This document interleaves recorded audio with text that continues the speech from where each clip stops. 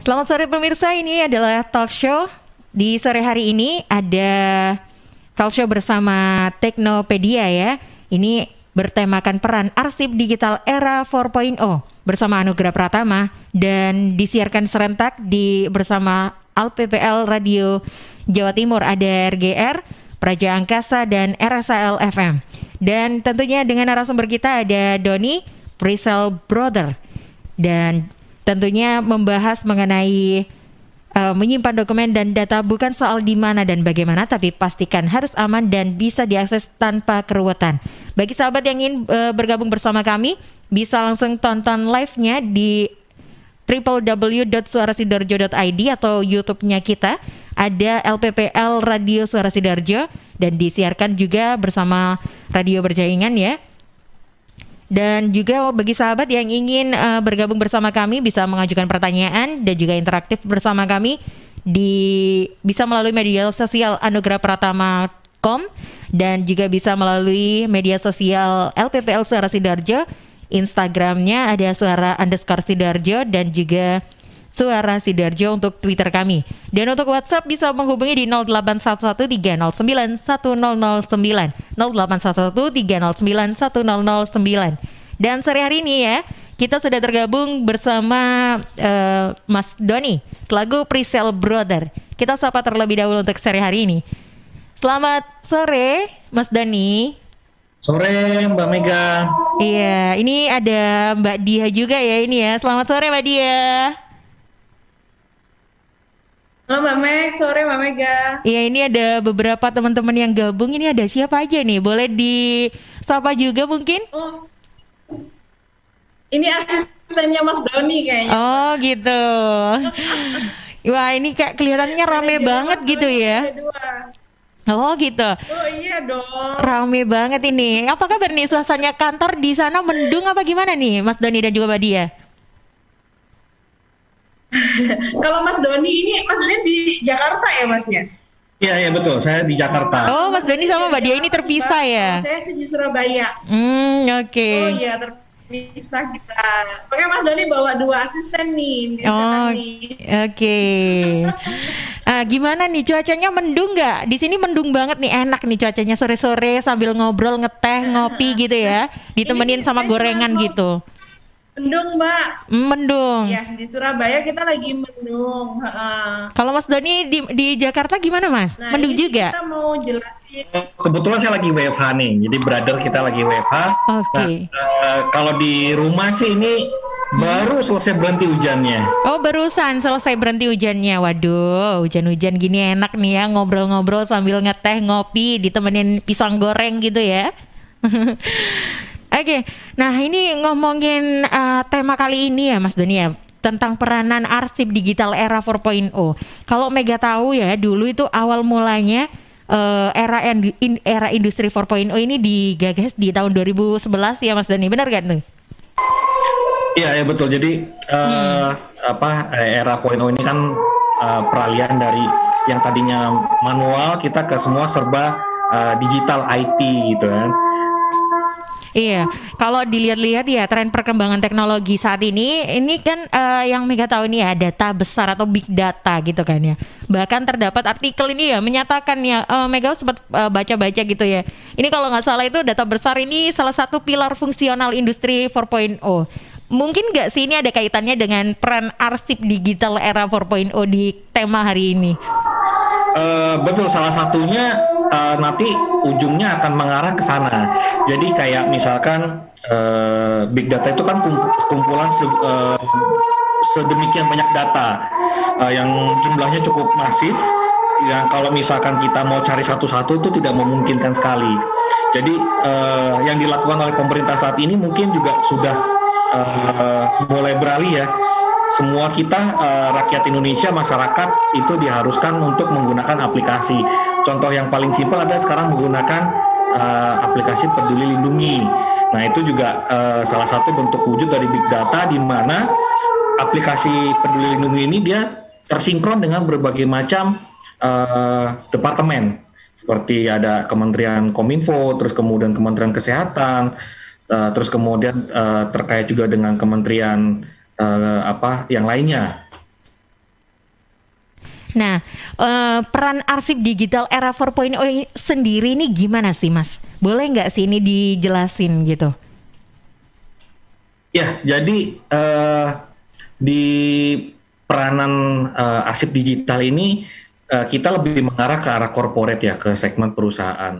Jadi kalau misalkan kita secara pribadi mungkin sudah secara tidak langsung ya, kita secara tidak langsung sudah melakukan yang sederhana. Contohnya mungkin kalau Mbak Mega lakukan bisa kayak scan KTP pakai handphone ya, itu juga salah satu bentuk wujud dari digitalisasi arsip.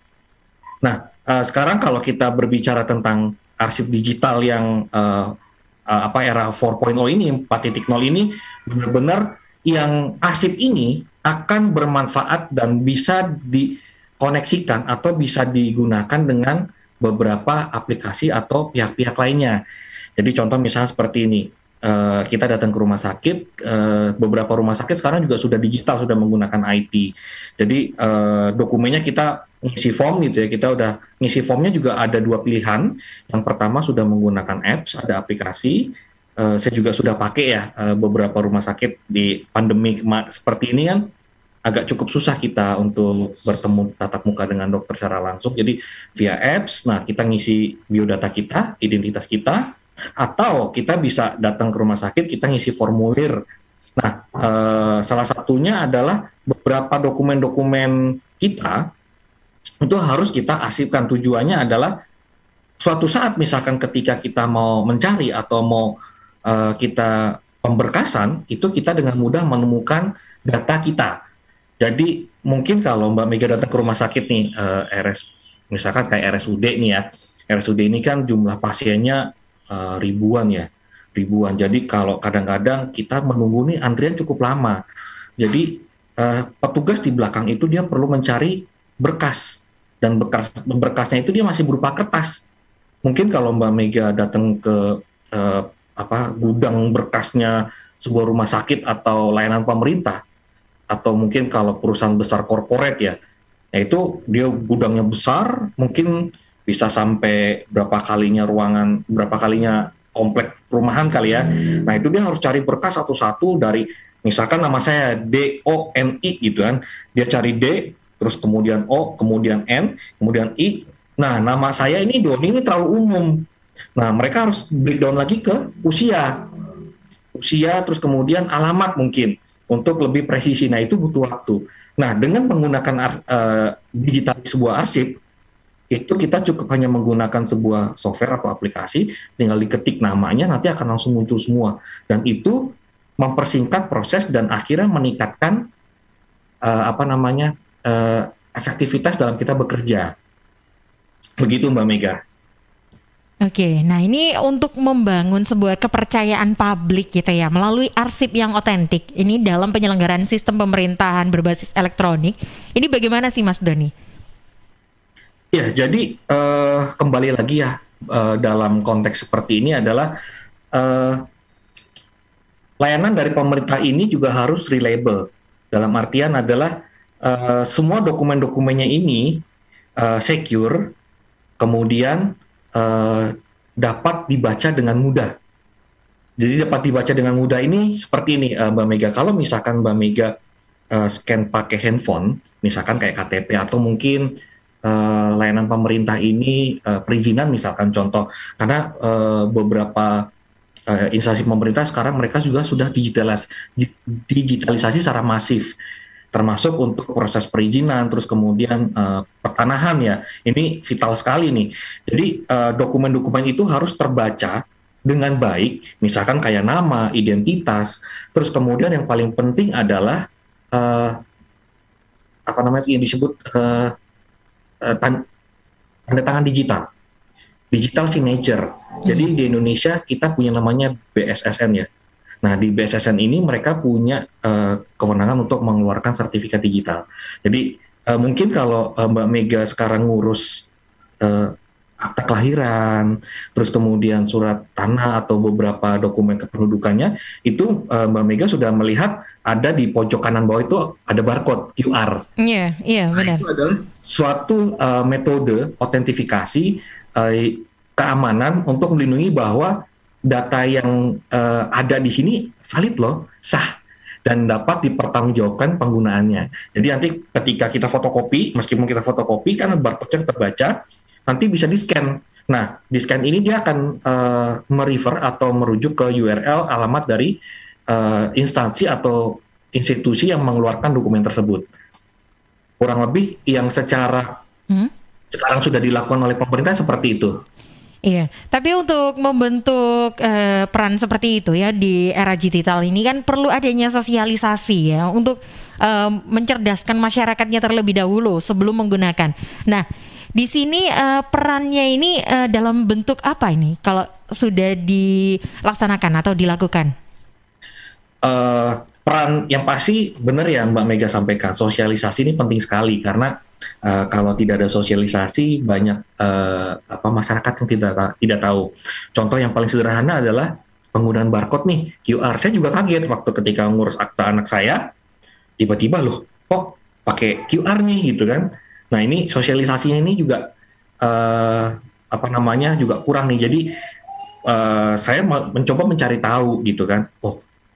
Maksud dan tujuannya apa nih? Oh ternyata untuk security, keamanan bahwa data yang dikeluarkan oleh pemerintah ini kan tanda tangannya sudah tidak ada, stempelnya juga sudah tidak ada, diganti dengan QR.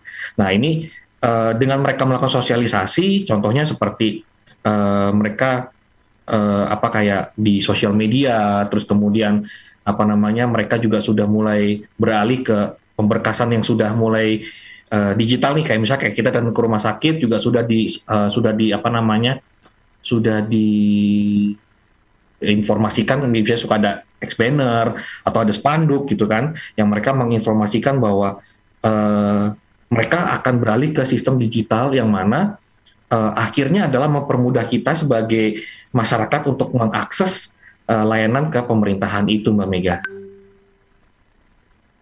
Baik, kalau gitu berarti ini perlu ya adanya yang namanya sosialisasi. Nah, untuk penyampaiannya sendiri ini kan masyarakat ini kan usia juga berbeda-beda dan tiap orang itu penangkapan juga berbeda-beda. Nah, hal yang seperti apa nih sebagai anak muda, generasi anak muda, mungkin sahabat suara Sidoarjo ini ataupun sahabat Jawa Timur yang mendengarkan talk show ini mungkin bisa nih menjadi perantara bagi peran pemerintah yang mengedukasi masyarakat yang mengarah ke digital 4.0 ini. Ya, Mas Doni? Ya, Mbak Mega. Ya, jadi kalau misalkan kita melihat ke refleksi ke anak muda ya, contoh paling sederhana adalah kalau kita bicara anak muda nih, yang pasti media-media sekarang sudah cukup banyak nih, bisa sosialisasi melalui kayak TikTok, terus kemudian kayak Instagram Reel, terus kemudian karena beberapa kali itu sesuatu hal yang viral itu mendapatkan atensi lebih. Nah, jadi dengan melakukan seperti itu, ini untuk di era yang sekarang nih, karena kan di era yang benar-benar semuanya itu berbasiskan IT. Nah, tapi ada beberapa contohnya. Kalau misalkan Mbak Mega baca di beberapa surat kabar besar ya, di beberapa surat kabar besar mainstream, mereka mengeluarkan dua model atau dua metode cara. Karena mereka ada, waktu saya juga sempat kaget di headline-nya itu, mereka menyebut adalah nasabah dinosaurus. Nah, judulnya gimana tuh nasabah dinosaurus tuh? Iya, tadi Mbak Mika juga udah sebut kan, kita usia kita dari usia muda sampai usia produktif, kemudian usia non produktif itu kan disebut, kenapa ada disebut nasabah dinosaurus, karena nasabah yang dia sudah berusia non produktif, namun dia masih berkontribusi terhadap perekonomian. Oke. Jadi penyebutannya nasabah dinosaurus gitu ya Mas ya? Iya. Jadi memang caranya itu yang kalau untuk anak muda itu sudah tadi saya sampaikan, tapi untuk yang nasabah yang dinosaurus ini mereka tetap pendekatannya pendekatan old fashion, cara lama. Jadi seperti bapak saya, tante saya, ibu saya itu kalau mau transfer atau mau melakukan hal yang sederhana itu pokoknya harus kena banget secara fisik. Jadi kalau pakai handphone digital tuh, ini gimana sih cara pakainya? Mereka nggak convenient, apalagi mereka suruh cek nih, misalkan kayak KTP. Sekarang KTP beberapa kali kita kayak kayak tes PCR, tes swab. Itu kan ada mereka harus scan KTP nih. Nah, bapak ibu saya nggak familiar, nggak nyaman dengan seperti ini gitu kan. Jadi harus harus diajarinya ini ekstra. Oh gini loh caranya. Oh Pak Bu, caranya Bapak harus taruh dulu KTP-nya. Kan kadang-kadang juga kalau pakai handphone kan suka getar tangannya. Udah ya maklum sudah usia gitu kan. Mereka cukup kesulitan. Nah ini yang pemerintah harus jemput bola. Pemerintah harus sosialisasi ini nggak cuma sekedar datang kayak klasik, tapi benar-benar kayak memberdayakan kayak seperti PKK, terus kemudian kayak arisan mungkin kalau ada. Nah ini yang seperti itu saya rasa untuk yang dinosaurus seperti itu akan lebih mudah untuk mencerna dan memahami. Seperti itu Mbak Mega. Oke, nah ini untuk lebih lanjutnya ini pasti sahabat Jawa Timur ini udah penasaran kan bagaimana kelanjutannya. Mungkin kita jeda terlebih dahulu ya Mas Dani ya untuk sesi berikutnya. Sekaligus ini ada beberapa pertanyaan yang mungkin nantinya kita akan tampung terlebih dahulu. Baik sahabat, bagi sahabat yang ingin berinteraksi bersama kami di program sore hari ini bisa langsung aja bisa melalui WhatsApp kami di 0811309109 atau langsung aja kunjungi di YouTube live kami di Suara Sidoarjo Live, bisa langsung chat interaktif bersama kami di YouTube dan juga bisa Anda saksikan juga di www.suarasidoarjo.id. Ya sahabat, masih di program Teknopedia bersama Mas Doni di selaku presale brother di Anugerah Pratama. Dan kali ini peran arsip digital era 4.0 jadi tema perbincangan di talk show sore hari ini ya. Bagi sahabat yang sudah bergabung, ini tadi ada beberapa pertanyaan yang sudah masuk dan terima kasih. Dan bagi sahabat yang belum berinteraksi dengan kami, ya ini langsung aja nih buka gadgetnya, langsung buka channelnya YouTube di Suara Sidoarjo Live, ataupun bisa nih langsung masuk ke websitenya, ada www.suarasidoarjo.id ya. Dan sahabat, ini tadi kan berbicara sudah dijelaskan sedikit ya mengenai gambarannya bagaimana sudah berlangsungnya era digital 4.0, apalagi dengan masalah kearsipan ya. Dan ini Mega mau tanya nih mengenai bagaimana sih kalau tadi udah disinggung mengenai beberapa contoh yang sudah diterapkan ya Mas Doni ya, mengenai digital 4.0 ada signature barcode yang sudah mungkin sahabat Suara Sidoarjo atau sahabat Jawa Timur yang mendengarkan atau pernah mendapatkan nih surat mengurus ke kelurahan, ada barcode-nya, langsung scan, ternyata keluarnya bukan uang tapi tanda tangan Pak Kelurahnya ya. Nah gini Mas Doni, kalau masalah arsip digital ini bisa nggak sih mempengaruhi kelangsungan hidup masyarakat gitu? Agak susah juga sih, berat untuk menyampaikannya. Tapi dengan menggunakan arsip digital ini otomatis akan mengurangi jumlah sumber daya manusia yang akan dipekerjakan. Ini akan sudah pasti karena yang tadinya mungkin contohnya tadi saya bilang misalkan di rumah sakit ada gudang berkas. Jadi saya datang ke rumah sakit, terus kemudian saya mencari berkas gitu kan, petugas mencari berkas.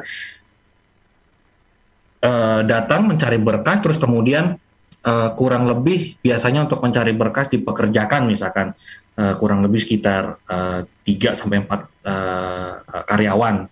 Nah sekarang dengan menggunakan IT, dengan menggunakan arsip digital itu tinggal diketik satu orang, dia sudah langsung menemukan arsipnya, dokumennya sudah ketemu. Jadi otomatis mau nggak mau kita harus meningkatkan kompetensi ini. Jadi nggak ada pilihan. Dan jadi kita harus bahkan di era pandemi sekarang ini yang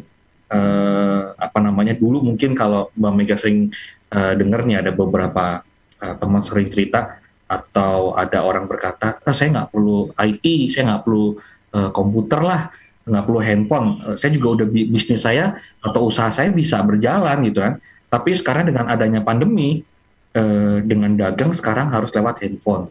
Handphone ini adalah gadget ini adalah salah satu bentuk IT, teknologi perkembangan zaman. Jadi kalau misalkan dia, saya nggak pakai IT mas, atau saya nggak pakai IT pak, yang bapak pegang pakai untuk komunikasi itu salah satu perangkat IT. Ya, jadi untuk SMS segala macam gitu kan. Nah ini mau nggak mau harus shifting. Jadi ya mau nggak mau kita harus adaptasi. Seperti itu sih Mbak Mega. Iya, benar sekali ini. Kita harus memulai ya. Untuk kapan memulainya itu ya seiring mau berlangsung hidup maju atau enggak gitu ya, Mas ya. Iya, jadi kalau kita emang mau ya kayak pandemi nih, kalau kita mau aman, kita vaksin gitu kan, biar kita bisa sebutannya herd immunity. Herd immunity. Terus ya kalau kita mau bisa menafkahi hidup, ya kita bisa kita harus pintar-pintar kreatif. Kita harus bisa promosi lewat sosial media gitu loh Mbak Mega. Iya, kalau ngomongin digital ini jauh ya Mas ya, maksudnya itu luas banget gitu. Apalagi kalau sekarang ini zamannya online, apa-apa itu tinggal pencet-pencet udah dateng, mau apa langsung pencet dateng gitu ya. Pencet-pencet tuh HP ini udah jadi dunia itu dalam genggaman lah seolah-olah ya. Nah ini masalah kearsipan data nih. Kalau data ini kan kalau kita belanja online ini kan biasanya itu nginput data diri ya. Nah, untuk menjamin keamanan digital, data pribadi kita yang diinput secara digital nih ya, untuk keamanan security cybernya ini gimana Mas, untuk jaminannya? Kalau untuk jaminan ini agak cukup susah ya Mbak Mega, karena dari pemerintah sendiri pun juga mungkin Mbak Mega juga sekarang yang lagi ngetren adalah beberapa kayak aplikasi Peduli Lindungi sudah aplikasi sebelumnya tuh yang itu sudah bocor. Terus kemudian yang beberapa bulan yang ke belakang itu KPU juga bobol. Jadi ya memang sebenarnya semua berbanding lurus sih Mbak Mega. Jadi ya apalagi di era lagi pandemi begini semuanya serba online, maka tantangannya adalah dari segi perusahaan ini harus benar-benar bisa mengamankan datanya sebaik mungkin. Dan kita juga harus meningkatkan pengetahuan kita tentang digital itu sebaik mungkin dan sebanyak mungkin. Kita harus banyak baca-baca literasi. Kalau saya sendiri nih, kalau misalkan saya menggunakan layanan online yang bukan layanan utama tuh misalkan kayak, saya memang butuh layanan kesehatan nih, berarti saya harus isi atau informasi biodata saya itu sevalid mungkin, senyata mungkin. Tapi kalau misalkan ya saya hanya sekedar iseng-iseng nih kayak Instagram, sosial media gitu kan. Nah dari kita nggak perlu mencantumkan informasi sebenarnya tentang kita gitu kan. Jadi kayak misalkan tanggal lahir kita bisa kita kaburkan. Contohnya misalkan tanggal lahir kita 1 Januari 87, kita bisa rubah 1 Februari 88. Kita bisa kaburkan itu karena memang itu hanya untuk kita berinteraksi secara sosial media aja gitu. Jadi memang tujuannya adalah untuk mengamankan informasi data diri kita. Kalau yang saya lakukan sih seperti itu. Saya juga mengajarkan ke teman-teman sama ke keluarga ya, kalau bisa sebisa mungkin kalau misalkan bukan layanan utama, hindari penggunaan informasi biodata secara real. Karena kalau misalkan itu bocor, waduh lumayan gitu kan. Jadi mengerikan gitu kan. Jadi kayak nama, tanggal lahir, nomor telepon, alamat, terus kemudian apalagi kalau misalkan kayak BPJS kemarin tenaga kerja bocor kan, jadi kayak informasi gaji segala macam itu tersebar tuh. Jadi beberapa jadi ketahuan nih, PTX gitu kan ternyata menggaji karyawannya sekian gitu kan, PTA gaji karyawannya sekian gitu kan. Jadi nah ini yang sebenarnya emang perlu harus meskipun misalkan kita ini adalah aplikasi yang sudah lama. Kalau misalkan emang sudah lama ya sudah ditutup, jangan terus dibuka, tapi ditutup, di close, jangan ada akses ke situ. Gitu. Jadi kalau misalkan memang perlu saja baru kita masuk gitu. Jadi emang benar-benar harus dijaga sekali sih Mbak Mega, meskipun tidak bisa jaminannya itu aman 100%. Iya benar banget Mas. Sempat juga beberapa waktu lalu ini Mega baca-baca juga di artikel tuh, di berita juga pernah diberitakan arsip bocor kayak gitu, database bocor dan apapun itu ya. Tapi Mega pernah dengar nih, ada beberapa gitu di artikel tuh berceritakan itu database dijual bebas. Nah, hal-hal yang seperti kayak itu untuk mensiasati untuk tersebar luasnya database masyarakat atau orang-orang yang di-input datanya.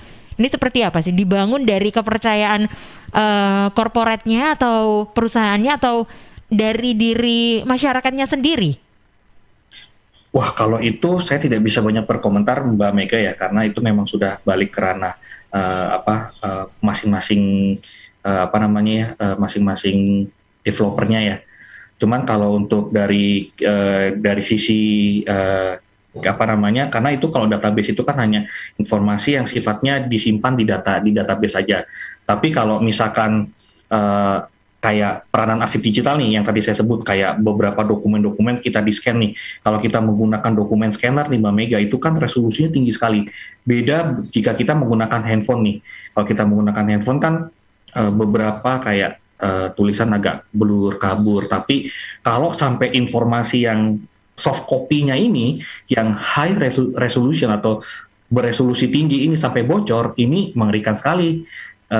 Makanya kalau di beberapa di negara maju dokumen-dokumen yang high resolusi tinggi seperti ini benar-benar classified sekali, hanya orang-orang tertentu yang bisa akses, Mbak Mega. Jadi sebisa mungkin beberapa dokumen-dokumen yang sudah di dokumen contoh kayak data kependudukan, terus kemudian surat tanah, itu di scan menggunakan resolusi tinggi, menggunakan dokumen scanner, disimpan dan dia dipisahkan antara data fisik, soft copy, maksudnya fisik soft copy dengan database.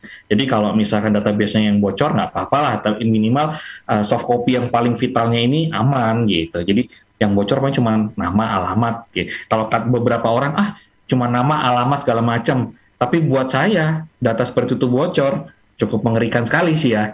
Karena misalkan kalau di luar negeri itu ada namanya stalker ya.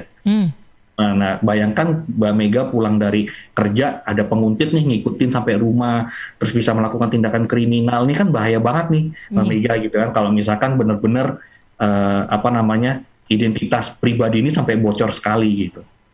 Oke. Nah ini mungkin kita bergeser ke pertanyaan yang masuk ya. Ini ada sahabat Jawa Timur yang sudah bergabung bersama kami nih melalui Instagram.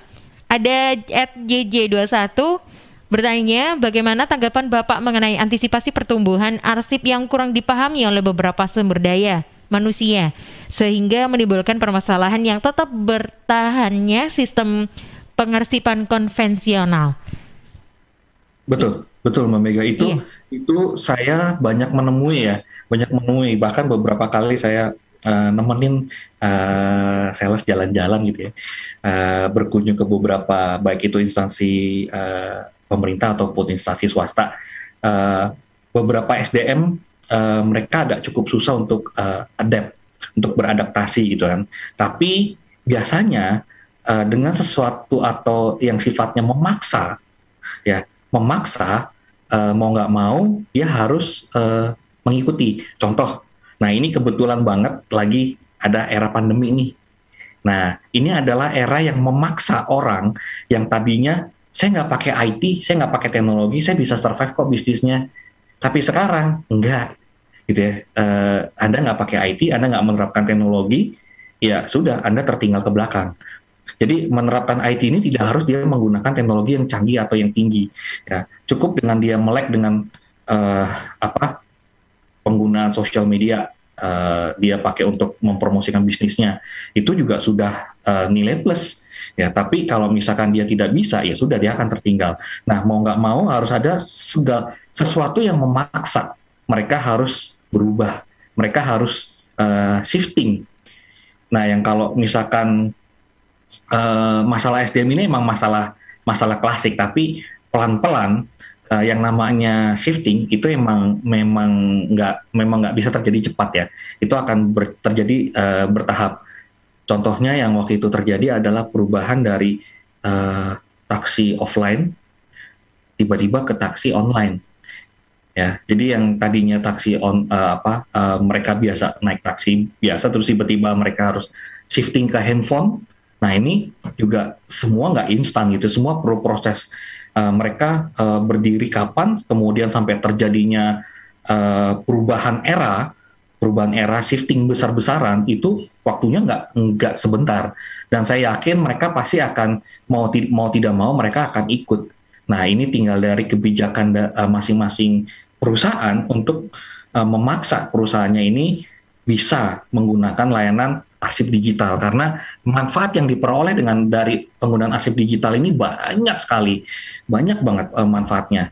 Nah, saya sedikit boleh dijelaskan juga fungsionalnya banyaknya ini seberapa sih dari segi perannya gitu? Betul. Nah seperti ini Mbak Mega, saya share ya. Nah ini dia, sudah terlihat ya Mbak Mega ya? Iya. Nah jadi digitalisasi ini manfaatnya adalah menghemat waktu pencarian. Yang tadi saya bilang, tadinya kita ngantri nih untuk mencari berkas rekam medis kita. Sekarang yang tadinya kita nunggu 30 menit, sekarang dengan menggunakan arsip digital sudah 5 menit atau bahkan 2 menit kita sudah dipanggil oleh dokternya. Terus kemudian penyimpanan dokumen ini jadi lebih hemat, Mbak Mega. Contohnya begini, yang tadi saya sampaikan, beberapa kalau kita masih menggunakan dokumen fisik, itu kita harus punya bangunan gede. Bangunan, kita punya atap, terus kemudian kita punya rak, dan kita punya tanah pastinya. Kalau nggak punya tanah, nggak mungkin bisa, Mbak Mega. Nah, jadi kita harus investasi dengan jumlah yang nggak murah, mahal sekali.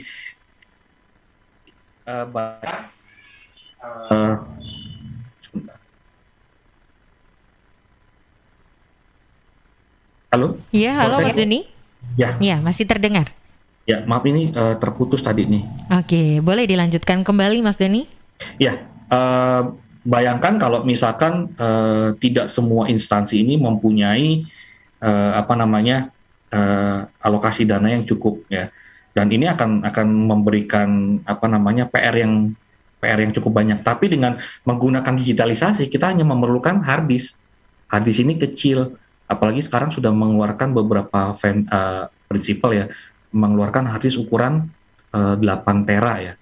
Nah, kalau satu dokumen itu ukurannya kecil 8 tera, itu bisa sampai berapa tahun ke depan nih. Jadi yang di belakang sudah kita digitalkan. Nah, yang di belakang sudah kita digitalkan, kita jadikan satu dengan existing yang sekarang berjalan. Itu dia sudah menghemat, yang tadi misalkan dia harus invest tanah dan bangunan, mereka harus bangun gedung, itu bisa sampai 20 atau 30 M nih untuk membangun.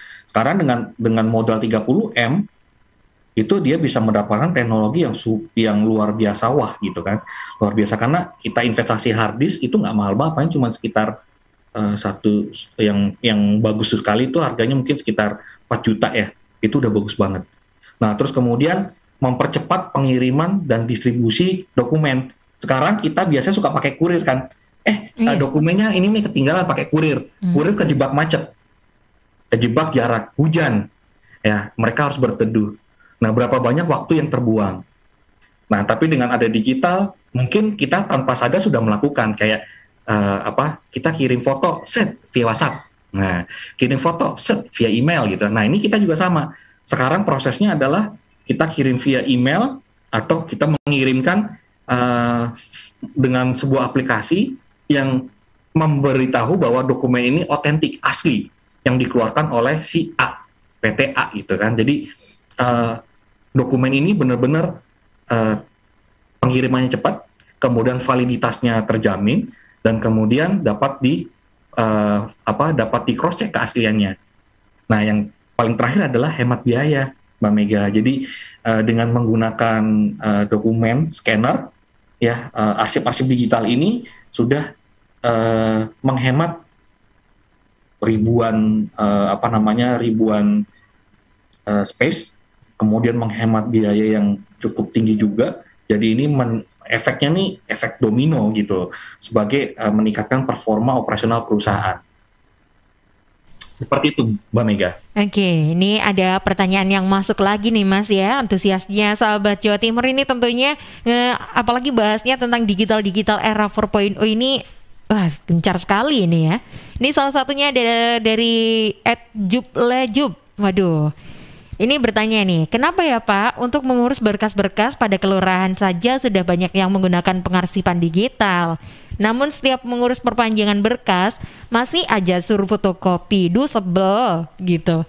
Nah, menanggapi hal statement kayak gini nih, bagaimana nih menurut Mas Doni sendiri?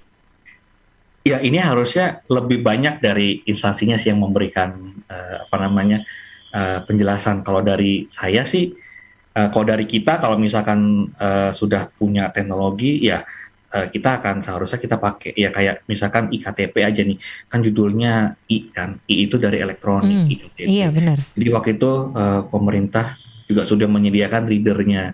Nah, jadi sebenarnya ini kalau mungkin Mbak Mega pernah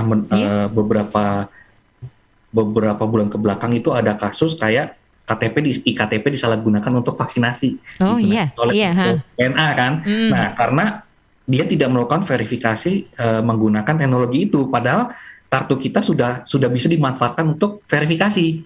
Tapi dia hanya pakai KTP, pakai fotokopi aja, jadi dilihat oh ya udah benar kok gitu kan. Tapi kalau dia tempel iktp-nya, kemudian terkoneksi ke ke Kementerian Dalam Negeri, itu pasti muncul datanya nih. Palsu atau enggak, misalkan loh namanya kok beda dengan yang terdaftar di Kementerian Dalam Negeri. Nah, ini akan ada proses check and balance juga, kenapa gitu kan. Nah, ini jadi sebenarnya kembali lagi ke pertanyaan yang ditanyakan yang pertama gitu kan, kembali ke SDM, kenapa mereka tidak mau menggunakannya, padahal secara teknologi sudah bisa dan siap karena perbankan sudah pakai gitu, Mbak Mega. Iya benar banget Mas. Apalagi nih saya pernah dengar tuh ada cerita katanya kalau masalah scan-scanan itu kadang juga rancu gitu. Apalagi kalau scannya ini nggak sesuai sama aplikasinya gitu. Nah tentunya ini ada pertanyaan yang masuk lagi nih Mas ya. Ini ada dari Bahar di Candi. Apa saja ya Pak kendala yang sering ditemui dalam proses pengarsipan secara digital gitu? Nah ini dia. Saya akan share juga salah satu kendalanya. Bentar ya, ini mana ya? Nah ini dia. Nah, salah satunya adalah tipe dokumen. Mungkin ketika kita akan melakukan pemberkasan dari hard copy ke soft copy, kalau misalkan kita tidak menggunakan perangkat yang benar, itu kita akan kesulitan di berkas dokumennya, karena beberapa contoh kita mau scan kartu kayak KTP nih, itu kan dia bentuknya kartu nih. Nah, karena dia bentuknya kartu, dia masih menggunakan kayak handphone atau menggunakan yang mesin fotokopi yang melengkung gitu. Nah, ini kalau dia jumlahnya banyak, dia akan kerepotan. Ya, jadi gunakanlah dokumen scanner yang sebagaimana mestinya untuk memproses dokumen dalam jumlah besar, gitu. Nah, terus kemudian kita ada jenis-jenis kertas nih kayak kertas tipis sama kertas tebal nih, Mbak Mega. Jadi contohnya begini, ada beberapa masyarakat, saya juga termasuk, tapi karena saya sudah pengalaman beberapa tahun kebelakang, jadi saya itu selalu memberkaskan digital dokumen-dokumen kependudukan termasuk ijazah. Jadi akte kelahiran anak, terus kemudian surat tanah, terus kemudian asuransi, KTP, itu semua saya scan menggunakan dokumen scanner yang dia resolusinya tinggi. Tujuannya adalah ketika nanti saya untuk mau dicetak ulang atau misalkan Pak saya butuh ininya nih fotokopinya. Apa ini fotokopi? Saya punya soft kopinya, jadi saya tinggal print, tulisannya itu kebacanya tuh jelas, Mbak Mega. Nah, kertas tipis dan kertas tebal ini mempengaruhi juga. Jadi ketika misalkan mereka scan menggunakan yang model melengkung begini, huruf U, itu kadang-kadang suka macet, ngejam. Ya, jadi ini PR buat operatornya. Jadi mereka akan merasa kok pakai teknologi ini kok kayaknya ribet banget sih gitu. Nah ini bukan malah mempermudah mereka, malah komplain mereka jadinya, karena teknologi sudah tepat tapi perangkat pendukungnya kadang-kadang juga tidak tepat. Terus kemudian ada kertas tebal nih, kalau kertas tebal mungkin kayak ijazah kan tebal nih, kaku juga. atau bahkan juga ada kertas ijazah yang dilaminasi, dilaminasi kan kaku banget nih. Nah itu kalau di scan kan dia nggak bisa nekuk tuh. Nah itu juga jadi masalah juga, kendala gitu. Nah terus kemudian kita ada kertas panjang nih, Mbak Mega nih. Kita waktu itu ada salah satu institusi perizinan ya, PTSP di Bogor. Dia ada kertas yang dokumen yang panjang-panjang sekali nih, kayak surat tanah segala macam tuh dokumennya ada yang panjang. Nah itu mereka scan-nya itu lancar. Jadi ketika nanti hasil secara digitalnya itu akan mudah dibaca gitu. Jadi kurang lebih ini salah satu kendala yang dihadapi oleh operator. Jadi ketika mereka proses, ini adalah kendala yang paling benar-benar kejadian dan ini sering banget terjadi. Jadi pastikan kalau misalkan ketika kita mau alih dokumen ini dari hard copy ke soft copy, itu benar-benar dipastikan dokumennya ini sesuai dengan ukurannya, kemudian perangkat pendukung ini juga pas, Mbak Mega. Jadi jangan sampai kita mau scan dokumen banyak nih, kita tumpuk-tumpuk, misalkan di dokumen perizinan nih, waktu itu saya sempat melihat dalam satu sekali jalan dokumen itu di-scan, itu mereka bisa scan kurang lebih 5-6 dokumen nih, untuk memproses dalam perizinan ini masuk ke aplikasi punya PTSP. Nah, jadi kalau misalkan dia masih menggunakan mesin kayak multifungsi gitu ya, printer, scanner jadi satu, ini jadi PR. Tapi kalau menggunakan benar-benar dedicated scanner yang dia emang fokus untuk proses pindai atau scanning, seharusnya masalah seperti ini minim kejadian. Kurang lebih seperti itu, Mbak Mega. Oke, nah ini kalau ngomongin masalah tantangan itu berarti masuk di tantangan ya, Mas ya? Betul. Nah, selain tantangan yang harus dihadapi para pengarsip ini ya, itu mungkin ada tantangan lain bagi masyarakat yang nantinya ini sebagai arsipan gitu loh, untuk di era digital ini. Nah, itu dia Mbak Mega. Jadi dari kita ini mungkin waktu itu kita sudah, Mbak Mega pernah mendengar berita nih. Lagi-lagi ada, saya referensinya ke berita yang sudah lampau karena sudah terjadi. Yeah. Salah satunya yang soal surat tanah. Waktu itu Kementerian ATR BPN itu hendak mendigitalkan beberapa sertifikat tanah, mendigitalkan beberapa dokumen pertanahan. Tujuannya adalah sebenarnya ini hal yang baik. Jadi mengurangi calo, mafia. Kemudian validitas dokumennya ini juga terjamin. Jadi kalau misalkan kita ada terjadi sesuatu kayak Kementerian Dalam Negeri nih untuk dokumen kependudukan. Jadi ada barcode, ketika di-scan larinya ke halaman punyanya si kementerian. Jadi emang validitasnya ini valid, Mbak Mega. Jadi belum apa-apa rakyat kita sudah menolak tanpa kita mencari tahu atau mempelajari nih manfaatnya apa sih dengan kita mengarsipkan digital ini.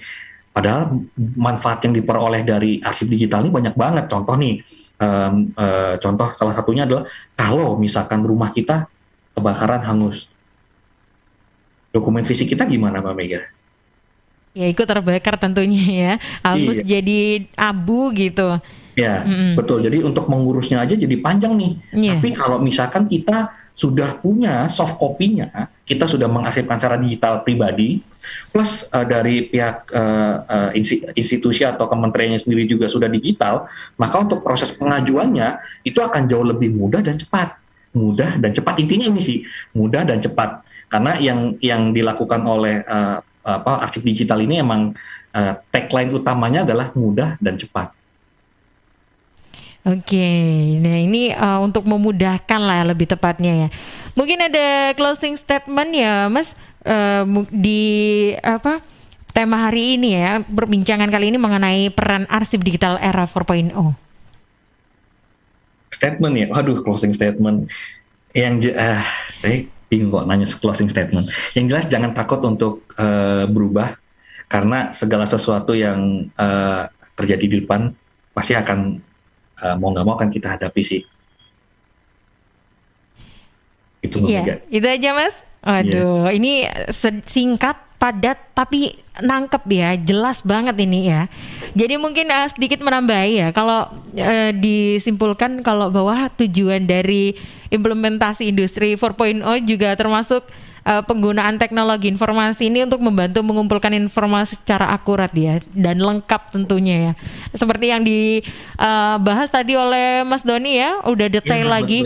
Bahwasannya ini jangan takut loh masyarakat ini ya, sahabat ini jangan takut untuk mengarsipkan, mendokumentasikan. Mas Doni aja udah mengawali dari diri sendiri ya, dan mengingatkan ini kepada sahabat Suara Sidoarjo dan juga sahabat Jawa Timur tentunya ya kali ini.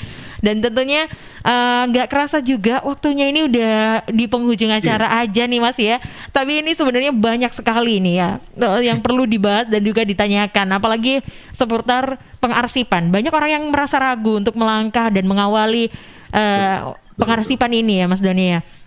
Tapi mungkin dengan adanya program ini dan juga pembahasan yang sudah disampaikan tadi ya, mungkin bisa sampai kepada sahabat Jawa Timur dan juga bisa berani untuk menggugah bahwasanya pengarsipan ini ternyata baik loh dan ada efeknya dengan kelangsungan hidup kita. Dan tentunya seperti sedia payung sebelum hujan lah ya. Tadi udah dikasih contoh kalau sebenarnya rumah kebakaran nanti arsip fisiknya hilang. Nah kalau diarsipkan digital kan enak nih. Mungkin ada satu kali tips ya, mungkin cara mengarsipkannya ini bisa menggunakan bentuk hard disk, apa flash disk, apa perlu diarsipkan di mana gitu penempatannya mungkin Mas? Oh, kalau saya pasti yang jelas saya menggunakan dokumen scanner yang resolusi tinggi, Mbak Mega ya. Jadi ketika nanti mau diklaim untuk pengurusan ulang ke instansi itu terbaca, terus kemudian saya simpan bukan di hard disk ataupun di flash disk, saya taruh di cloud. Karena kalau flash disk hilang, ikut terbakar atau segala macam, ikut hilang juga gitu kan. Dan nanti bisa bocor. Tapi kalau di cloud kemungkinan bocor juga ada. Tapi ini balik lagi ke individu kita. Kalau kita rutin mengganti password segala macam, kita rutin cek, itu pasti akan aman. Oke, nah itu tadi ya dikasih tips singkat ya itu tadi untuk rekomendasi lah itu istilahnya di cloud ya tadi aplikasinya ya. Ini bisa dicek di mungkin teknologinya di handphonenya atau di laptopnya sahabat, mungkin bisa dicek ya. Oke, waktunya udah nggak di penghujung acara ini, masih banyak sebenarnya yang perlu disampaikan dan juga ditanyakan ya. Apalagi antusias sahabat Jawa Timur tentunya ini nggak habis-habis ya. Dari tadi ini kayak derendet-derendet, HP-nya derendet-derendet gitu kan ya, getar-getar gitu kan. Ini tandanya ini sahabat Suara Sidoarjo ini lagi aktif-aktif untuk mendengarkan di program Talkshow Teknopedia.